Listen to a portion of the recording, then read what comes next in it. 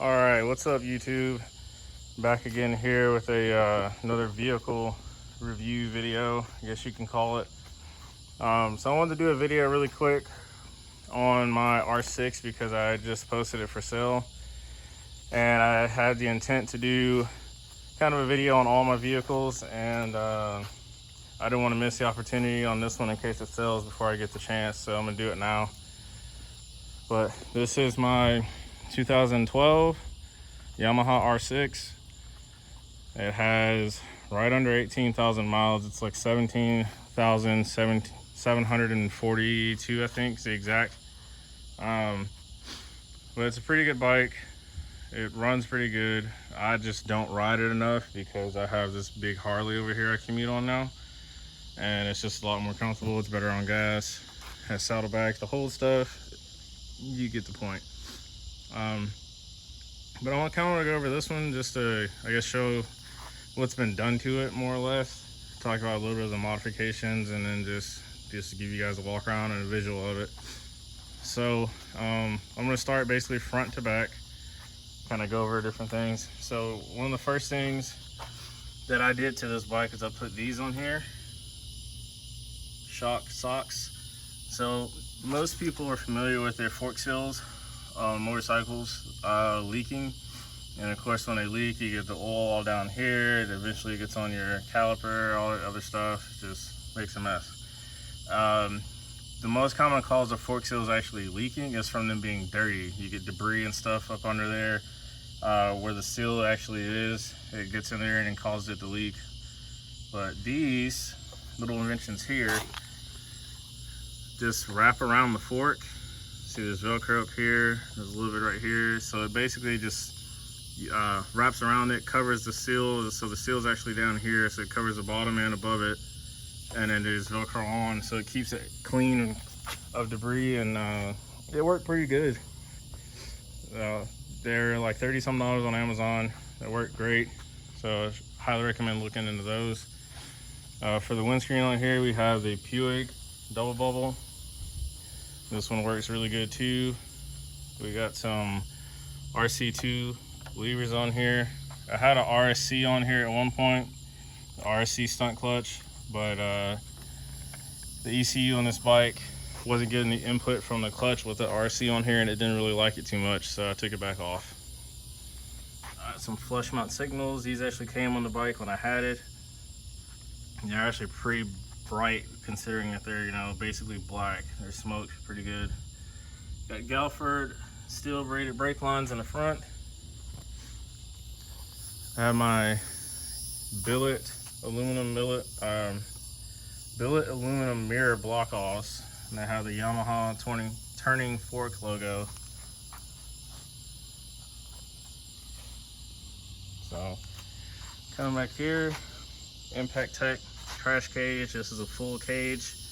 I do not stunt this motorcycle, but I like running cages on all of my bikes for protection because shit happens, and you know, I didn't want to have something happen and have to replace the whole fairings on this thing on one side. So I run cages on any of my bikes that I can put cages on.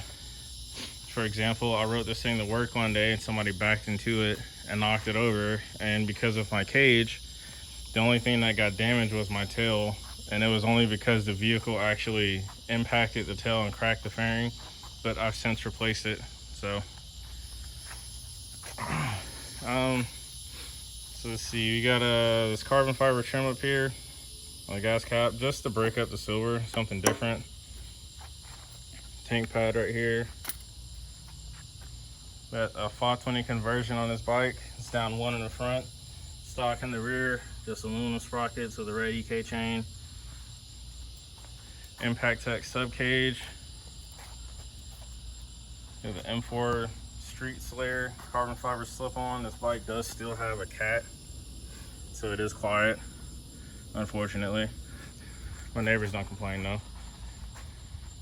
And then to wrap off the back, I have this tag bracket here, which somebody put on here when I bought it, which is adjustable. It's actually pretty stiff. You got to really put pressure on it to turn it. So, and then integrated tail light. So I'm gonna start it up and let it run for you guys. You can hear it. 17,742.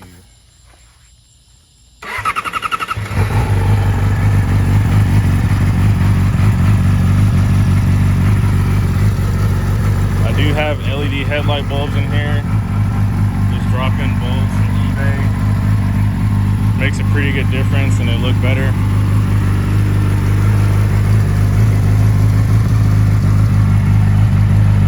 LED tail light.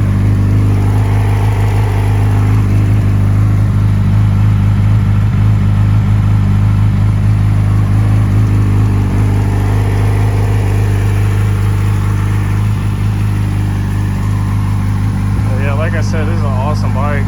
It's a fun bike. It really is. I just don't ride it. And there's no point in me having it and holding on to it, not riding it, paying insurance on it and all that. I'm kind of more of a Honda guy also. This is actually my first Yamaha, and I don't know, I'm not super big on Yamahas. But nonetheless, this is a really awesome machine. Those of you familiar with Yamaha, you know that the R6 has an amazing power band. Like, this thing gets into power at like around 6,000 RPM. Right up in there. It stays in power until right over there somewhere. High red line, of course. That's why these bikes are track monsters, man. The power band on these things is just, it's wild. But really good bike, awesome bike. Like I said, it's really quiet.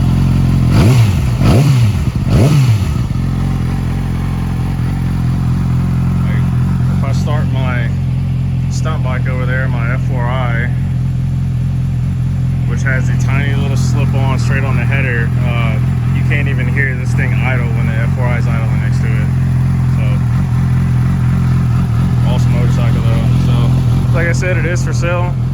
Somebody will probably go home with this thing in the next couple of days.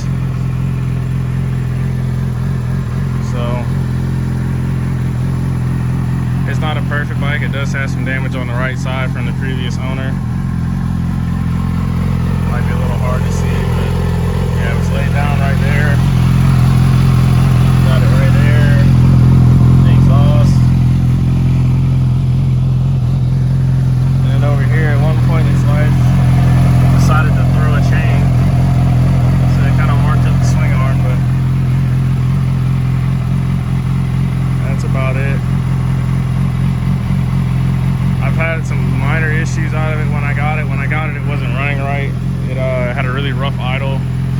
The owner said the stator and rectifier needed to be replaced. It wouldn't stay running. When I went to pick it up, he put gas in it and it stayed running, surprisingly, because the gas light was on. But it did have a weak idle and a really inconsistent idle, so I did do a stator rectifier. I did new coils and new spark plugs, and it fixed it. So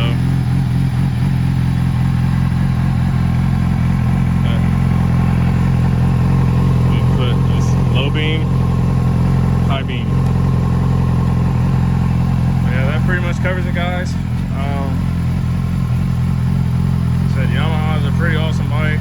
It's just not my forte. I'm super big on Hondas. I love the old school Hondas, the RC51, the 954, 929. When I say old school, they're not really that old. They're older to me, but I love those bikes. And I don't know, maybe sometime later on I'm gonna try and hunt down one of those, but for now I'm just gonna keep riding this big Harley, and I'll have my F4i to play on over there, and that's about it. So if you made it this far in the video, of course I appreciate you watching. Thank you to everyone who supports the channel. I know I've kind of been a little all over the place lately with different stuff I'm posting, but I'm trying to branch out a little bit, so just bear with me. But again, thank you for watching, and yep, have a good one.